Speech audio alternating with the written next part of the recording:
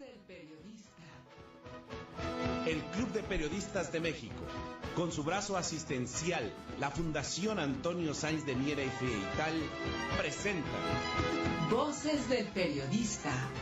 Conduce Celeste Sáenz de Miera.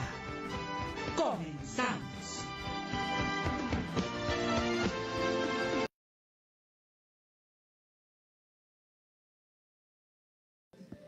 ¿Qué tal amigos? ¿Qué tal? Muy buenas tardes. Bienvenidos a este subprograma Voces del Periodista, este programa que es de ustedes y para ustedes a través de las frecuencias de ABC Radio, la 760 de AM de Organización Editorial Mexicana, este maravilloso grupo multimedia. Gracias también a Grupo Rayo Turquesa, La Joya del Sureste, a las frecuencias de La Pantera, a Radio La Nueva República y nuestro hashtag Voces del Periodista. Por supuesto también, si son ustedes tan amables, pueden sintonizar también en YouTube el canal del Club de Periodistas de México, de Voces del Periodista Radio. Estamos transmitiendo en vivo desde el Templo de la Libertad, desde Filomeno Mata 8, el Club de Periodistas de México, y desde el auditorio de la Fundación Antonio Sáenz de Miera Feital, IAP. Es un privilegio saludarles, agradecer a Daniel Gutiérrez Morano, a don Milton Partida, a David Hernández, Víctor Melara, Osiris, compañeros queridos y compañeras también allá en cabina,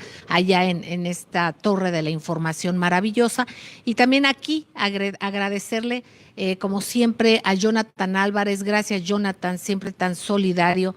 Gracias a Rick Chavarría. Rick, querido, es un privilegio tenerte aquí con nosotros. Gracias. Y por supuesto, Axel Martínez, besos, abrazos y nuestra gratitud. Queridos amigos, a quienes están aquí presentes, muchísimas gracias. Y bueno, pues el poder saludarles, compartir, ya comentaremos varias cosas también con nuestro caricaturista diario. Imagínense qué privilegio, Luis Javier. Gracias, Luis Javier, siempre un privilegio. Pues, ¿qué creen, amigos? Que tenemos, pues no es invitado porque es cofundador de Voces del Periodista, es directivo del Club de Periodistas de México, parte también de la Fundación Antonio Sáenz de Miera Feital, es parte del jurado calificador del certamen nacional e internacional de periodismo. Él es el fundador y director general de La Carpeta Púrpura, este medio de referencia fundamental para el análisis de prospectiva. Y en general, Yuri, querido, qué gusto tenerte por acá, que luego viaja, luego está del otro lado de la ciudad y luego para coincidir en los horarios. Un privilegio, Yuri, querido. ¿Cómo estás? ¿Bien? Al contrario, es un honor para mí estar aquí con tu público. Con nuestro público. Bueno, pues antes que nada, queridos amigos, nos queremos sumar emocionalmente, con la convicción también, con nuestro espíritu, a esta marcha por el 4º aniversario en recuerdo de los 43 de Ayotzinapa.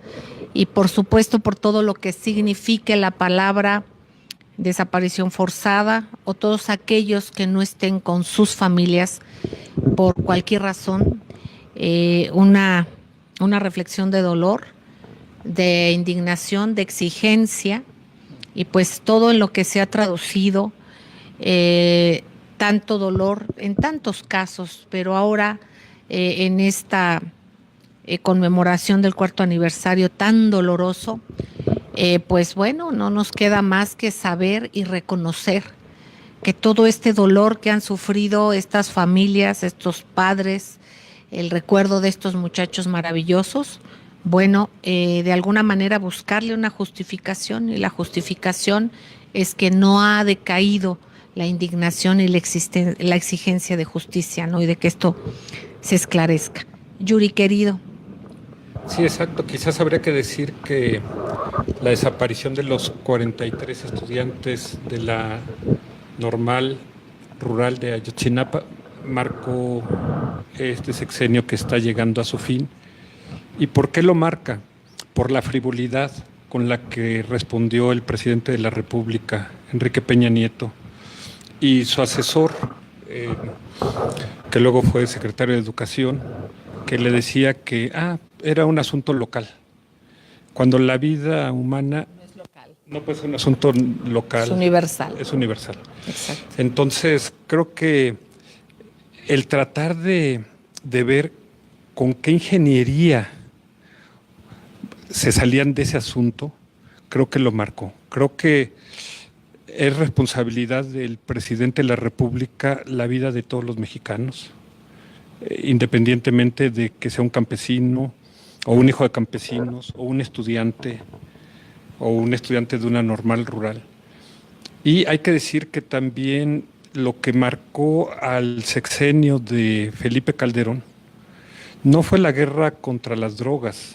Creo que esa es una obligación del Estado, combatir a cualquier organización criminal que quiera retar al Estado o que ponga en peligro a la sociedad. Lo que marcó ese sexenio fue el desprecio a la vida humana. Esas frases de mátenlos en caliente, es fuego cruzado, es daño colateral.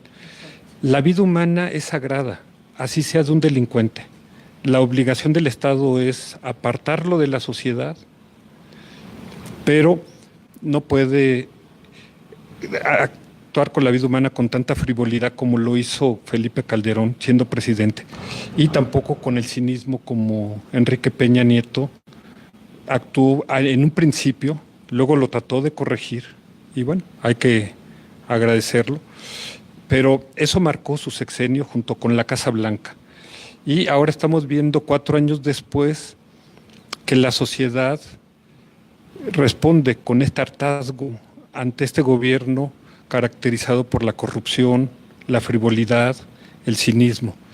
Y estamos viviendo un cambio. Es un cambio muy importante, porque hay que decir que México vivió 36 años con un modelo económico neoliberal que básicamente convirtió al país en una fábrica de pobres. Un modelo que agudizó las desigualdades, que hizo más ricos a los ricos, más pobres a los pobres, y que convirtió a México finalmente en una tumba, como se dice. Y no es que México esté en bancarrota, como se equivocó López Obrador, quizás por no cuidar su lengua, por no cuidar su boca, por hablar de más, porque sigue siendo el eterno oposicionista en eterna campaña. Quizás nadie le ha avisado a López Obrador que ya es el presidente, que él ganó la elección y que tiene que tener una transformación, un cambio. Y lo que nos preocupa mucho es que lo viejo que va a dejar de funcionar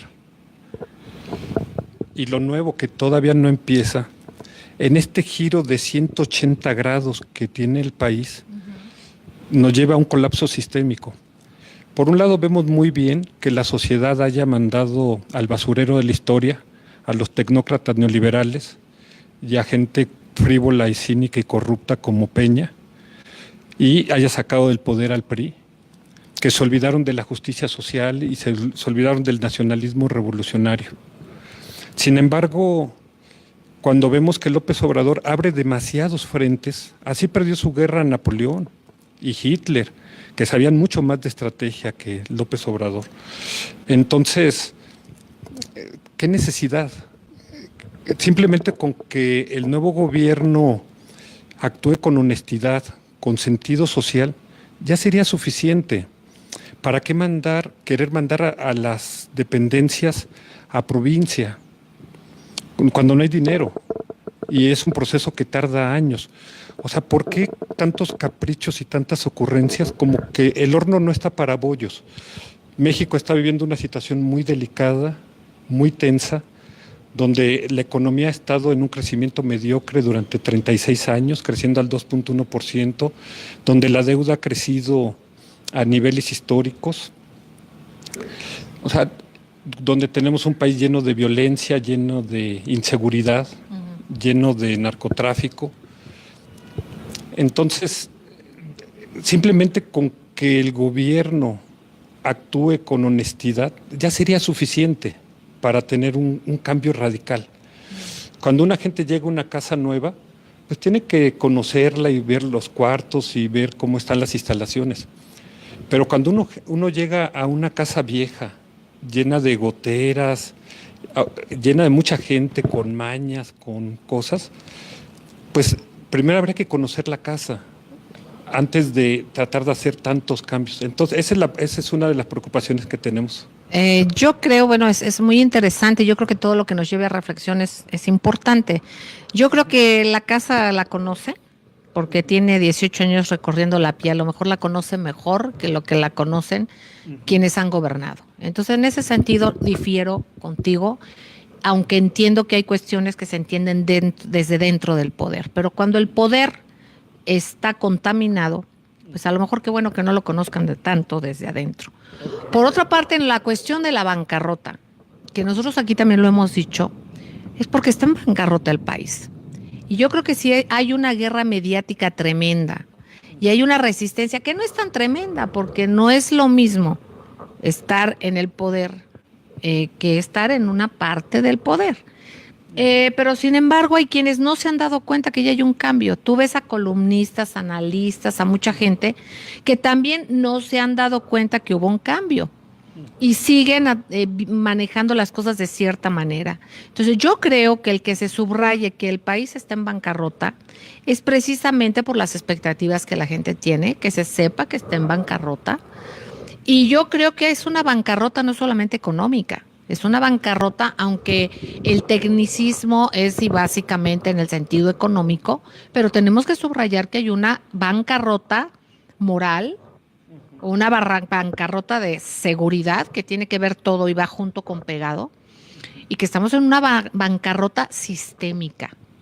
Así lo han dejado. Entonces yo creo que de alguna manera se ha utilizado un tanto la metáfora. Por otra parte, esto de abrir tantos frentes, bueno, tendrás razón, claro, en algunas cosas. En otras cosas yo creo que de alguna manera algunos cambios que se tendrán que hacer también tendrán que ser con parte de lo que no solamente es ser, sino parecer.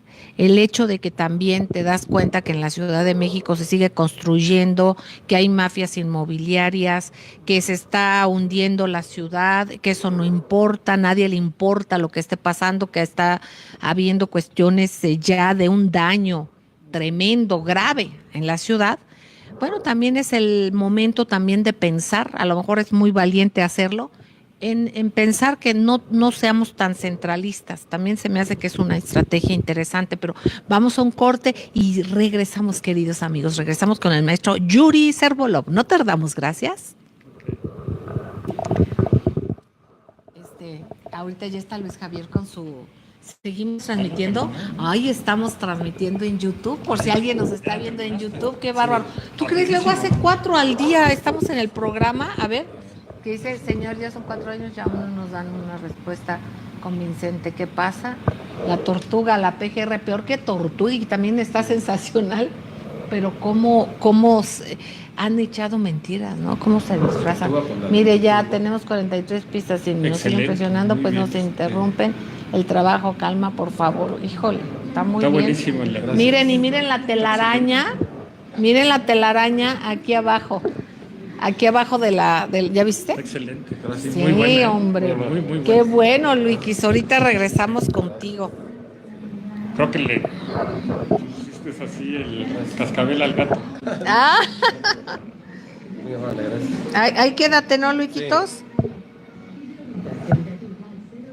Sí.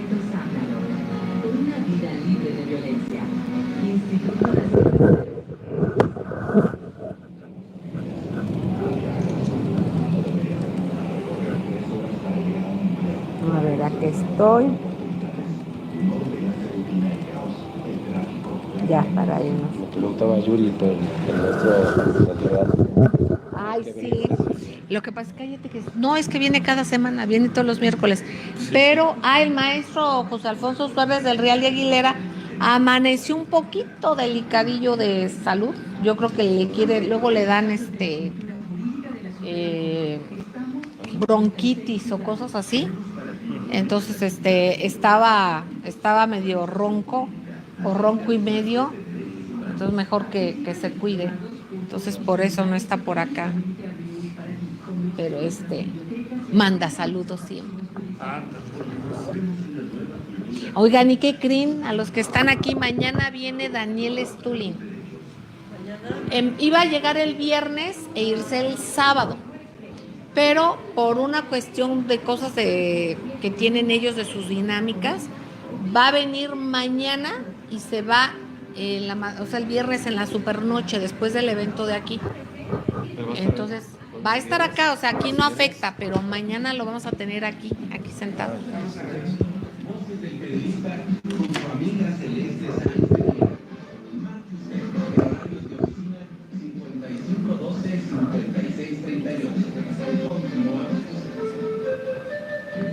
Gracias, queridos amigos, gracias por seguir con nosotros. Estamos en las frecuencias de ABC Radio, las 760 de AM, de Organización Editorial Mexicana, Grupo Radio Turquesa, frecuencias de La Pantera, Radio La Nueva República, nuestro hashtag Voces del Periodista, nuestro canal de YouTube del Club de Periodistas de México, de Voces del Periodista Radio. Tenemos el privilegio de estar con el maestro Yuri Servolov, fundador y director de la Carpeta Púrpura, y también con el cartonista Luis Javier. Miren, amigos queridos, antes de continuar, yo le quiero agradecer enormemente a un queridísimo radioescucha, a un señor muy inteligente que aporta mucho al programa, y él es don Roberto Tenorio Martínez, que está aquí, que le agradezco enormemente. Viene de lejos y bueno, pero además imagínense, a mí me apena porque el mayor regalo es su presencia, ¿no? Pero me trajo unas cajitas acá que mandó a hacer hizo unos llaveros tan hermosos para Voces del Periodista. Y acá me pone también mi regalito, mi dedicatoria en mi llavero que voy a traer siempre, don Roberto. Mil gracias. Y muchísimas gracias por estar acá. Ya estaremos platicando. Tenemos una amiga muy querida por acá. Ya iremos diciendo varias cosas y compañeros y amigos también muy queridos que nos hacen favor de acompañarnos. Pues mira, Yuri querido, el talento de Luis Javier, que hace 4 cartones o 3 cartones, o sea, varía a veces 3, a veces hasta 5 cartones en un programa, es increíble. Miren, este cartón, queridos amigos, quienes lo vean por YouTube, pues es sobre Ayotzinapa, pero en este tenor, a quienes no nos los describes para radio, Yuri querido. Bueno, yo creo que yo le decía que puso el cascabel al gato, porque hoy que se conmemoran los 4 años de la desaparición de los 43 estudiantes de Ayotzinapa, está una periodista preguntándole a una tortuga que representa la PGR. Que hasta tiene telarañas, ¿no? Ya son 4 años y aún no nos dan una respuesta convincente. ¿Qué pasa? Y la tortuga de la PGR contesta, dice, mire, ya tenemos 43 pistas y si nos siguen presionando, pues nos interrumpen el trabajo.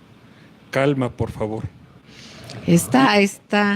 Aquí está la imagen más que dura con pues la frialdad, lo que tú decías, ¿no? De pensar que es cualquier cosa cuanto es un universo de dolor, ¿no? Entonces, muchos universos de dolor. Y no hablo solamente de los familiares de estos 43 jóvenes, hablo del pueblo de México, hablo de quienes nos sentimos dolidos, ¿no? Y que esto impacta y todo en lo que repercute todo este dolor. Y bueno, habría que recordar que la Comisión Nacional de los Derechos Humanos acaba de Gracias, Luis Javier. Que precisamente pues no hubo una investigación con diligencia, ¿no? Por parte de las autoridades. Sí. Exactamente. Esos son cambios pues positivos, cambios que necesita el país. Y sí, ciertamente México requiere un cambio porque, pues como se dice, las cosas quizás no pueden estar más mal, pero bueno, siempre pueden estar peor, ¿no? Eso indudablemente. Es bueno que el país tenga un cambio, pero ciertamente hay que decir que es un cambio de 180 grados. Es como un transatlántico que iba durante 36 años a la derecha, hacia el neoliberalismo, y de repente le damos el volantazo o el timonazo, y cuando se gira un barco de esas dimensiones como es un país, pues muchas cosas que están en cubierta y en los camarotes se pueden venir para abajo. Yo veo positivo el cambio, pero sí creo que debería ser un cambio mucho más prudente, más mesurado, no porque no quiera yo el cambio, sino porque hay demasiados intereses que se fueron construyendo durante 36 años. Entonces, coincido contigo, ahora que se armó la polémica de si la descentralización, obviamente todo el mundo queremos la descentralización. Tenemos supuestamente la Constitución mexicana, habla de que somos una república federal, lo cual ha sido una gran mentira, porque hemos vivido un régimen centralista, donde todo está acá. Pero sin embargo, hoy día que tenemos la tecnología, habría que pensar más en hacer un gobierno digital, que hoy día que estamos en bancarrota, como dices, donde hay austeridad, el gasto de mover estas oficinas, el gasto de los aviones, porque antes cuando la gente tenía que hacer trámites, venía a la Ciudad de México, pero aprovechaba y hacía el trámite en turismo y en pesca y en Pemex, etcétera. Es cierto que Estados Unidos es un país descentralizado, o sea, la ciudad capital está en Washington, los negocios están en Nueva York, el cine está en Hollywood, los automóviles en Detroit, el petróleo en Houston. Y en México, al contrario, todo lo hemos tenido aquí centralizado. Entonces, sí es bueno esta descentralización, pero ahí la pregunta es, ¿por qué Andrés Manuel sí consulta, por ejemplo, quiere hacer una consulta pública para el aeropuerto, pero no hace una consulta para esto, o no hace una consulta para el Tren Maya? O sea, entonces consultitis al gusto. Pues mira, yo soy crítico y sí, yo lo mismo sé. he criticado a los gobiernos neoliberales. Y mira, yo y voy también. a seguir criticando. Yo también. Aunque sé que los chairos son muy poco afines a la crítica. Mira, son muy violentos en el lenguaje y muy groseros y no respetan la comunicación. Chairos, ¿cuáles son los chairos? Dime. Así les llaman a los peje zombies, a los Es un peje zombie. ¿Qué es un peje zombie? A los que defienden a Andrés Manuel en las benditas redes sociales. Ajá. No, pero yo creo que si partimos de eso y se utiliza un lenguaje así, se clasifica así a quienes votaron o siguen a Andrés Manuel López Obrador, no estamos partiendo de un punto, digamos. Bueno, ahorita yo hablo de los que usan el lenguaje violento en las redes sociales. Oye, qué más violento también que otros de la ultraderecha también, o sea, cómo atacan también. No, pero el que lo hagan los de la ultraderecha no le da permiso. No, a ninguno. De eso pero sí de eso sí, ok. Sí, no ¿Cómo califican a los de la ultraderecha? ¿Cómo les llaman a esos que atacan o que se sienten impolutos y Pues que se molestan? ¿Cómo se les llama a ellos? Ay, se me fue el nombre, eran los que defendían a Peña Nieto en las redes sociales. No nomás a Peña Nieto, ahí están las gentes muy afines a panistas ultraderechos, ¿no? De gente, o ni siquiera panistas, porque hay veces que, miren, desgraciadamente creo yo, y bueno, no creo que solamente lo crea, los partidos en lo general se desdibujaron. Dejaron de ser realmente un partido, entonces yo creo que ya ni siquiera es nombrarles por un partido, porque ni siquiera respetaron los lineamientos de sus partidos. Entonces, en lo que tratara de ser, yo creo que nunca se ha cuestionado, estamos en un paradigma, y regreso al punto de lo que serían las consultas. ¿A qué es el paradigma? Nunca nadie cuestionó a un gabinete, y ahora están cuestionándolo. Nunca han cuestionado a nadie, ninguno, a un presidente electo, porque todavía no está en funciones. Sí cuestionaban los gabinetes anteriores. No, antes de que iniciaran. Y me refiero de una manera sistémica, como lo están haciendo. Entonces, de alguna manera, si va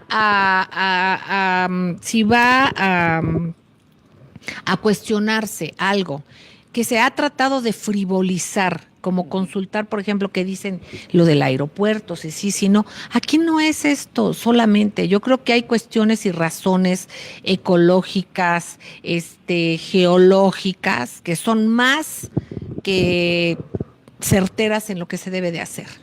De alguna manera. Es una decisión técnica.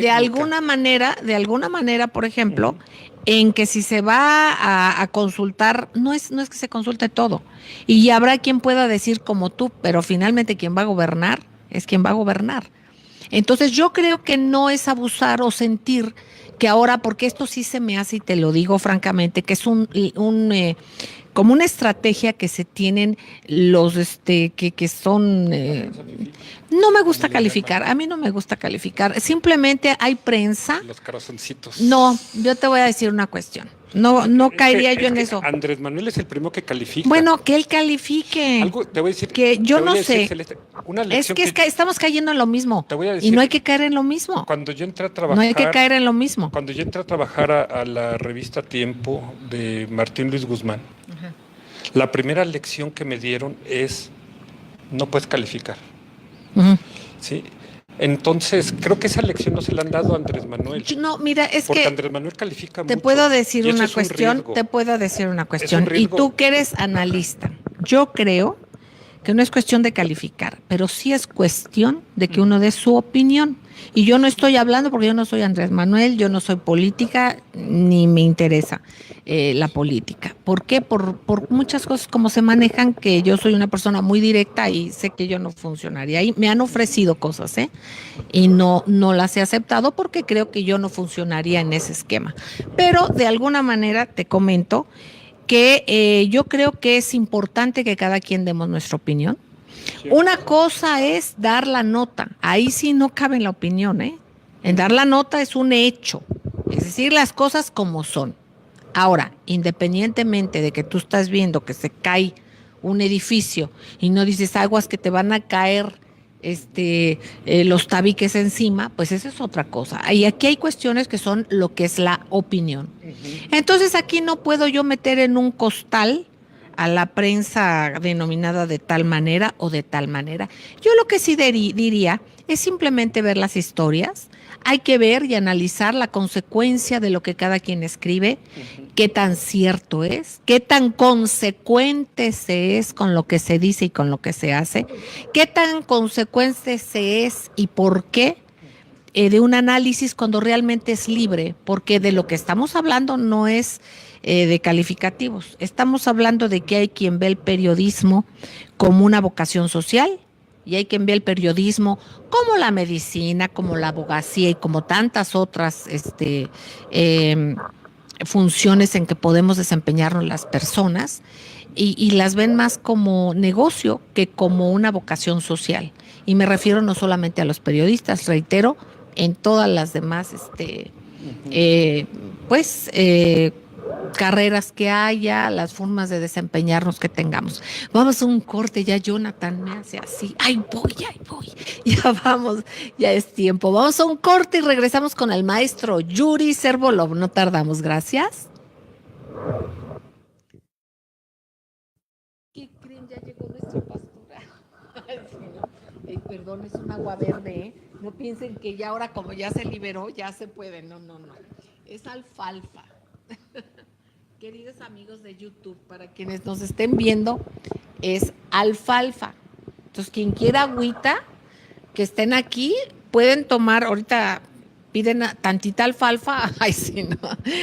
O también aquí está una mesa, aquí afuerita, con paraguas para quien quiera, Entonces, si quieres pastura.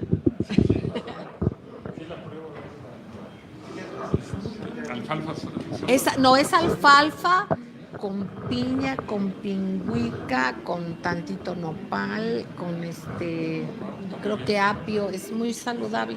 Pero aquí quien me envició es Jonathan, porque él pedía su agua de alfalfa. ¿No quieren agua de alfalfa? ¿No quieres, chiquita?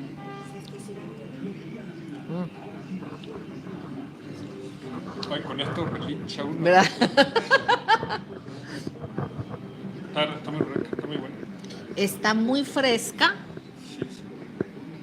Entonces está muy, muy bien. Sí, muy bien.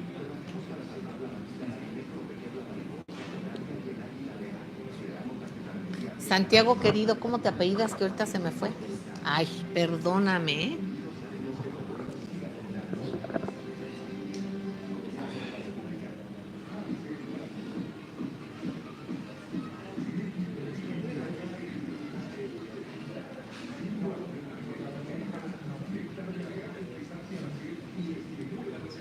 Creo que nunca habíamos tenido un debate. Pero está bien.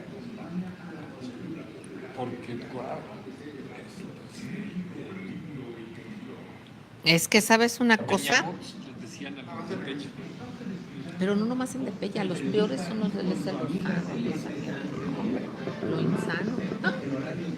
A los de los Y muchas gentes panistas de la gente de Calderón. Gracias, queridos amigos, gracias por seguir con nosotros. Estamos aquí en las frecuencias de ABC Radio, las 760 de AM, de Organización Editorial Mexicana, este maravilloso grupo. También gracias a Radio Turquesa, La Joya del Sureste, las frecuencias de La Pantera, Radio La Nueva República. Y bueno, estamos transmitiendo en vivo desde el Club de Periodistas de México. ¿Qué creen? Estamos con el maestro Yuri Servolov, director y fundador de la Carpeta Púrpura. Estamos con Luis Javier, está también apoyándonos nuestros queridos compañeros aquí en el auditorio de la Fundación Antonio Sáenz de Miera. Y bueno, de alguna manera decirles, queridos amigos, que mañana va a estar aquí Daniel Stulin. Hay un poco cambio de itinerario, no cambia nada de que va a estar mañana en el club a las 7 de la noche, desde las 6:30 pueden ustedes llegar. Va a estar aquí en una conferencia, una magna conferencia, donde se va a hablar sobre un nuevo programa con una cuestión, un paradigma en cuestión de programación, con una visión de pensamiento rico, pensamiento nuevo. Van a ver ustedes qué interesante, pero además muy lindo y muy generoso como es, pues van a estar mañana aquí en este auditorio y vamos a estar aquí compartiendo con él, aquí en el Club de Periodistas de México.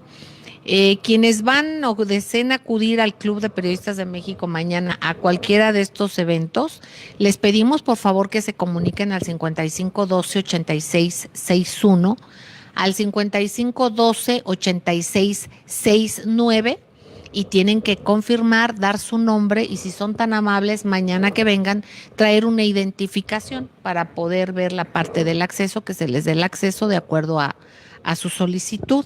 Entonces, bueno, pues estamos en esto y les comparto esto. Gracias a Santiago Ortiz, también Santiago, gracias, chiquito lindo, por tu apoyo. Ya está aquí Luis Javier. Yuri, ¿cómo ves con otro cartón? Si lo volteas para acá, para la cámara de YouTube, pero luego también acá lo vamos viendo y habla de la tarea de muchos. Dice, cambio esperado, pero en medio está un camino obstruido, y dice, está obstruido por una gran roca, y dice, corrupción, violencia, narcotráfico, contaminación, nepotismo, etcétera, etcétera, etcétera. Y entonces aquí viene el nuevo gobierno, pues con su, ¿qué será? Su grúa, ¿cómo se llaman estos? Sí, de estos que traen unas bolotas para romper, dice, pero aquí necesito la ayuda de todos. Es un editorial esto, por supuesto que es un editorial. Aquí estamos en un cambio, todos esperamos el cambio. A ver, nos está diciendo por las luces, ahí está bien. Entonces, todos esperamos un cambio, la mayoría así lo votamos, ¿no? Y cuidamos nuestro voto. Además, no solamente fuimos a votar, un movimiento importantísimo que es también el cuidar el voto. Y aquí, pues todos queremos ese cambio, pero hay que participar todos, ¿no? Porque por mucho que se venga con ese ímpetu y esas ganas, hay que participar todos. Me parece interesante. Gracias, Luis Javier. Muy bien. Y bueno, pues tú en la Carpeta Púrpura, Yuri querido, comentas precisamente y pones algunas alertas, yo quisiera llamarles así, en cuanto a, pues yo diría, cómo poder prevenir en lo mayor posible, de acuerdo a tu criterio, un choque sistémico por esta salida, digamos, en el paradigma y este viraje de 180 grados. ¿Cómo poder prevenir, o tú qué sugerirías? ¿O cómo quieres abordar el análisis? Yo creo que México requiere un cambio, aunque hay que decir que México ha cambiado, pero ha cambiado para mal. Porque el México en el que yo nací, crecí, me hice profesionista, ya no existe. Hoy es un nuevo país pero es un país más violento que en el que yo nací, es un país más contaminado, es un país más corrupto, es un país más desigual. Y todo esto se exponenció, como bien lo dijiste, a partir de la entrada del neoliberalismo. México es un país hermoso con grandes riquezas, es una potencia México, es uno de los 12 países más grandes en materia de población, territorio, recursos. Sin embargo, estamos en el nivel 50 en PIB per cápita y en nivel de gobierno y de política y en educación estamos en los niveles 100. Entonces, este país ha estado mal gobernado y mal administrado. Entonces, hay una gran expectativa. Y bueno, aquí la pregunta que la gente se hace es, o sea, ¿cuál va a ser el Andrés Manuel que va a llegar a la presidencia?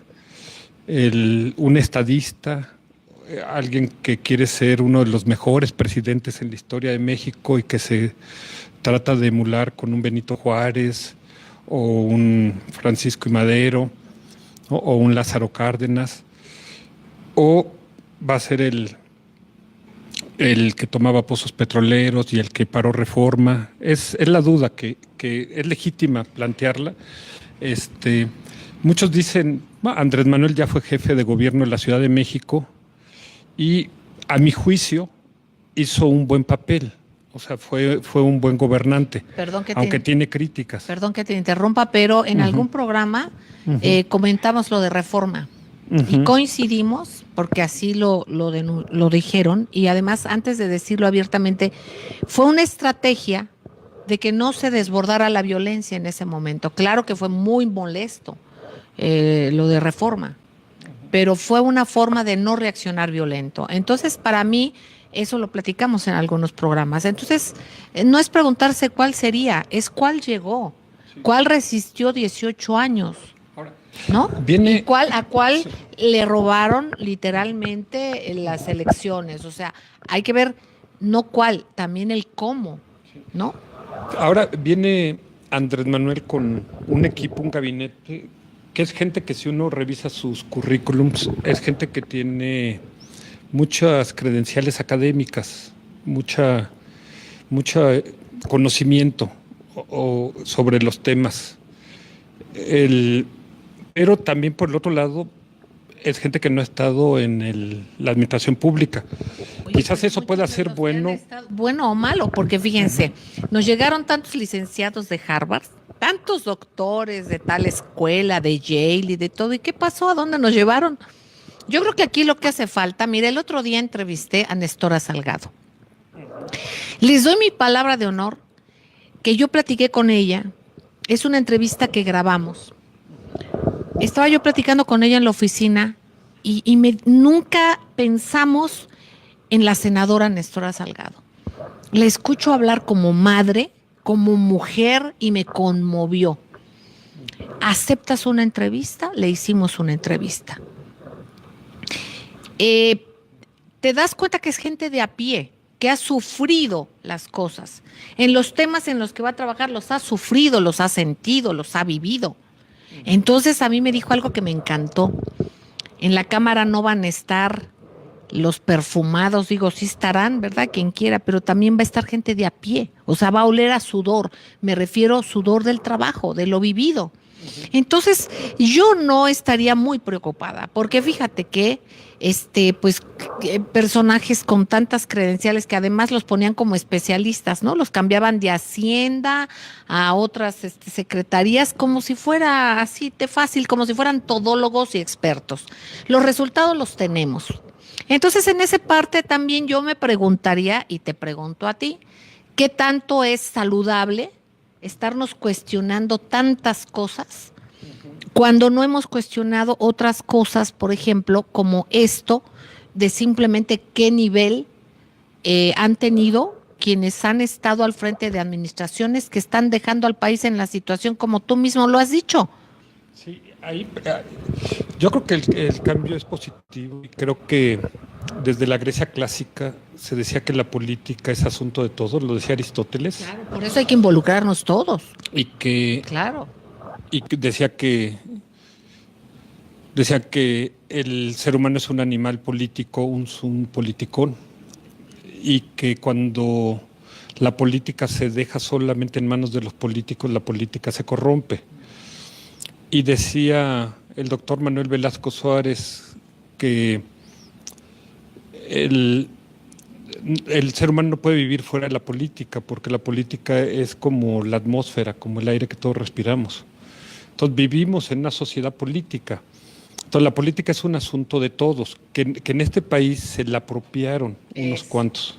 Hay esa denominación que se la apropiaron algunos cuantos que dicen que hacen política, y lo que menos hacen es política, porque la política es tener ciertos resultados que no han obtenido. Está bien, y yo veo muy positivo este contacto que tiene Andrés Manuel con el pueblo, esta cercanía, pero sin embargo, quizás porque yo tengo un espíritu crítico, y yo sí he criticado a los neoliberales, Claro. 36 años, pero no puedo dejar de criticar también el avasallamiento con el que actuó Morena en la Cámara, y con un desaseo de formas, y el que tratan de sacar, por ejemplo, con un madruguete una reforma educativa que luego tienen que parar, o lo que hizo esta vergüenza de la licencia de Manuel Velasco, ¿no?, del gobernador de Chiapas.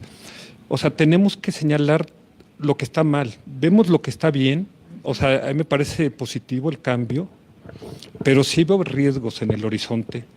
Y lo que dice aquí la carpeta es: Andrés Manuel no es un peligro para México, a menos que él elija hacerlo. Y tenemos que advertirlo, porque a veces en sus expresiones él se convierte en la mayor amenaza. O sea, porque cuando un presidente califica o descalifica, se vuelve peligroso. Y lo tenemos que decir para su bien, o sea, para que él se contenga. Él mismo ya dijo, ya me di cuenta que tengo que cambiar mi lenguaje, ¿sí? Porque quizás yo puedo decir algo y no pasa nada, pero cuando lo dice el presidente, esto puede provocar terremotos o maremotos o colapsos en la bolsa. Exactamente.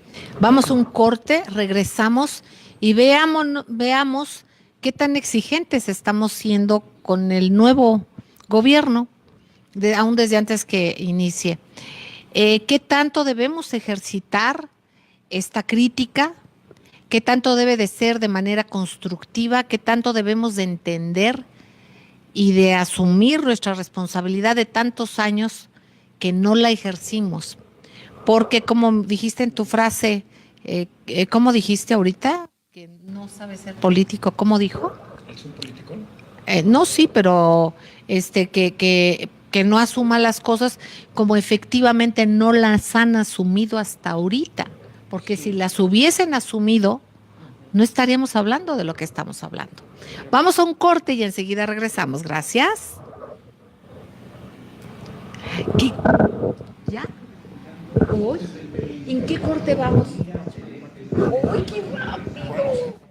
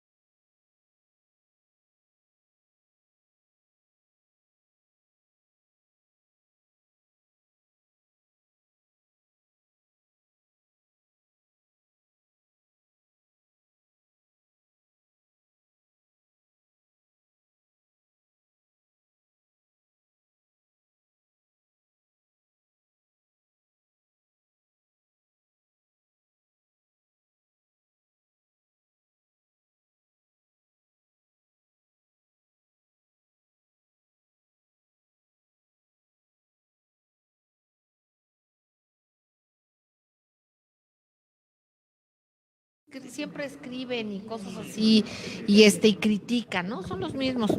Ya irá enriqueciéndose el panorama, ya irán escuchándose más voces. Entonces, como que irnos adelantando tanto también es estarles haciendo el juego a aquellos que no nos han hecho tanto bien en el país, ¿no? Es lo que yo pienso. Y en su momento, obviamente, lo que no se vea correcto se va a tener que decir, ¿no? Creo, porque ahorita es un poco como que, y si pasa esto, y si pasa lo otro, estamos especulando un tanto, y esa especulación hay que ver quién se beneficia de ella. No, es lo que yo creo, ¿eh? Sí, no, coincido contigo. Porque yo también he sido muy crítica. O sea, Voces del Periodista, mira dónde estamos, porque siempre hemos sido. Bueno. A ver. Ay, qué lindo, mira. A ver, órale. Gracias, queridos amigos, gracias por seguir con nosotros en ABC Radio, la 760 de AM, Organización Editorial Mexicana, Radio Turquesa, La Joya del Sureste, en La Pantera, bueno, Radio Nueva República. Estamos con el maestro Yuri Servolov, fundador y director de la Carpeta Púrpura. ¿Dónde nos pueden llamar? Al 55 12 82 42. Mira, me acuerdo bien. 55 12 82 42 tendrán la Carpeta Púrpura. En internet también la localizan. ¿Ah, sí? ¿En dónde? www.carpetapurpura.com. Ok. Entonces, miren, aquí está Luis Javier con su cartón. Dice, aunque no he tenido cargo aún, tengo mi principal currículum. Y habla un nuevo funcionario y está viendo a un exfuncionario con una cola como de diablito que les pintan exfuncionario. Y al nuevo dice, yo siempre amo a México. Yo amo siempre a México. O sea, es amar al semejante, es la intención de lo que vamos a hacer, obviamente el conocimiento también. Tú has hablado que hay mucha gente de la academia. Entonces, bueno, aquí yo creo que cuántas veces, además del conocimiento, y es fundamental y principal la sensibilidad, el compromiso con los demás, con los semejantes, obviamente con México. Y fíjate, Yuri, que yo quiero agradecer mucho que está aquí una queridísima amiga, Ceci Tapia, Solidaridad 1000, chiquita linda, ¿cómo ves todo esto? Y precisamente hablando de todas las consecuencias que han pasado y lo que ha sucedido al paso de todo este avasallamiento del neoliberalismo, ¿no? Derribando economías, sembrando miserias, no todo, o sea, pero una buena parte eso ha sido. Entonces han surgido organizaciones y todo, y hemos tenido que aprender como sociedad a acompañarnos y apoyarnos, ayudarnos, ¿no? Yuri, querido, miren qué rápido se va el tiempo, independientemente de que te tengamos, pero lo antes posible.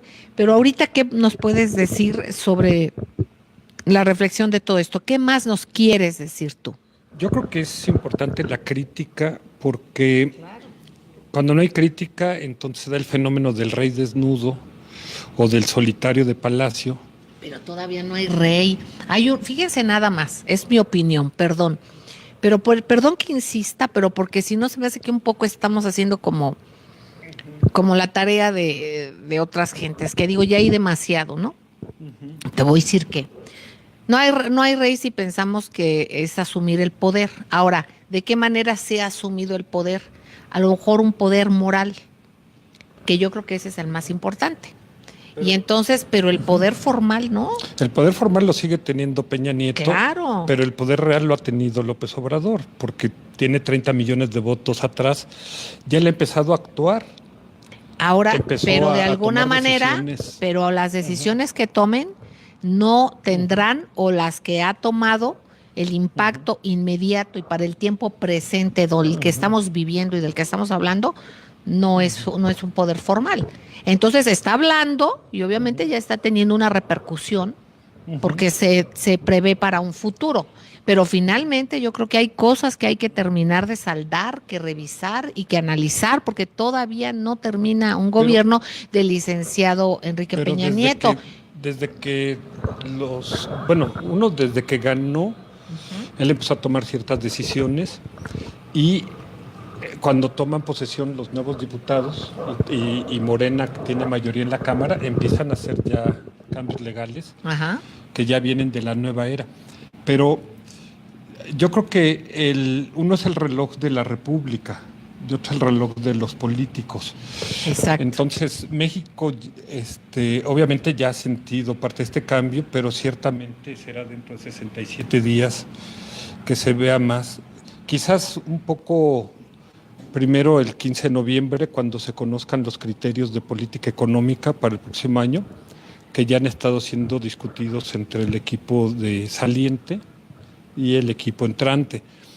Yo creo que falta muchas cosas para ver. Quizás lo más importante, que la gran incógnita, es cómo concibe Andrés Manuel esta cuarta transformación que le llama México. Y eso quizás lo conozcamos hasta el discurso de toma de posesión del 1 de diciembre, que son los dos grandes ejes, ¿no? El económico, el 15 de noviembre, y el mensaje a la nación del 1 de diciembre. Pero ciertamente ya ha lanzado muchísimas iniciativas. Yo sí he sido crítico en eso, Celeste, porque yo las califiqué primero de una catarata y luego de una diarrea, porque eran tantas que era tan difícil de analizarlas, de seguirlas. Y creo que, como te decía hace rato... ¿Cómo cuáles? Ahí está la lista enorme. O sea, De las que recuerdas ahorita. lo del aeropuerto, Perdón. lo de los ninis, lo de los 32 virreyes o representantes estatales, lo de mandar las secretarías a provincia, el Tren Maya, las nuevas refinerías. O sea, la lista es enorme, Celeste. Y yo creo que, te digo, el país está en un equilibrio muy frágil. El país no está bien. ¿Y qué crees que eso no sea o aporte para lo que, y no es lo que espera el pueblo? Sí, espero No es lo que espera el pueblo y por lo que el pueblo votó. Yo espero que Andrés Manuel sepa más o sea, de estrategia, de gobernabilidad. Ha sido jefe de gobierno de una de las ciudades más grandes del mundo. Entonces, en ese sentido, espero que él sabe lo que está haciendo. Perdón. Miren la historia viva. No sé si se alcanza a escuchar en los micrófonos. Ahorita va a abrir Jonathan el ambiente. Está pasando aquí en la esquina, en 5 de mayo, la marcha de los 43. Estamos presentes y están aquí. Y aquí los padres de Ayotzinapa, nuestra solidaridad. Nuestra solidaridad. Aquí están. Ay, perdón, Yuri querido, perdón. O sea, México está vivo y se siente, ¿no? Su energía. La gente tiene muchas expectativas de cambio y es por eso a veces esa mi preocupación de que Andrés Manuel no tiene permiso de equivocarse, de fallar, pero es humano y si no hay crítica, el riesgo del que está en el poder, de que todo el mundo lo aplauda y de que todo el mundo le diga que todo está bien. Y bueno, nuestra función es lo que pensamos que está mal, decirlo. Les guste o no les guste. Claro, afortunadamente nosotros no dependemos de nadie, del poder. Siempre hemos dependido de nuestros lectores.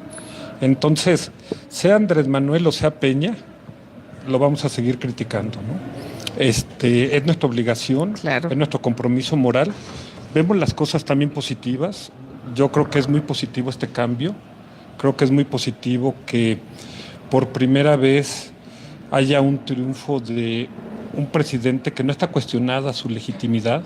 Creo que eso le da una gran autoridad moral y le da... Distiende las cuestiones para el país, es bueno para el país. Eso ya es un cambio... Independientemente del hecho en sí, es ¿no? un cambio de energía, pero también veo con mucha preocupación que ese evento democrático colapsó la división de poderes.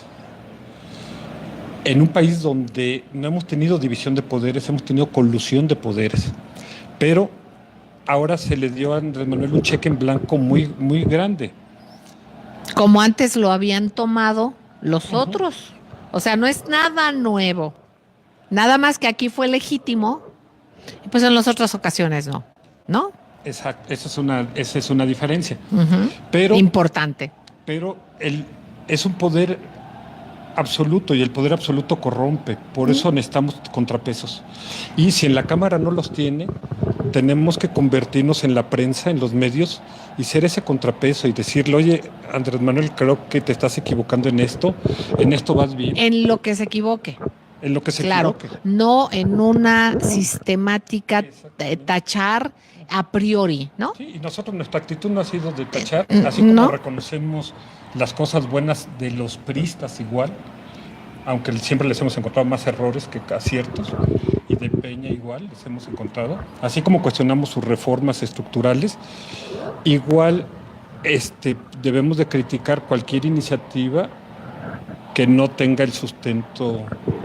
Eso siempre, no a priori, en su momento. Por supuesto, Yuri querido, te necesitamos, te esperamos y que no te tardes tanto tiempo en venir. Queridos amigos, un abrazo, sigan en estas frecuencias. ¿Por qué? Porque ustedes lo ven. Aquí se escucha diverso y de eso es de lo que se trata. Así es que nosotros les esperamos mañana en el Club de Periodistas de México. Llámenos 55 12 86 61, quien desea acudir mañana con nosotros, y vamos a la marcha de los 43 de Ayotzinapa. Hasta mañana. Gracias.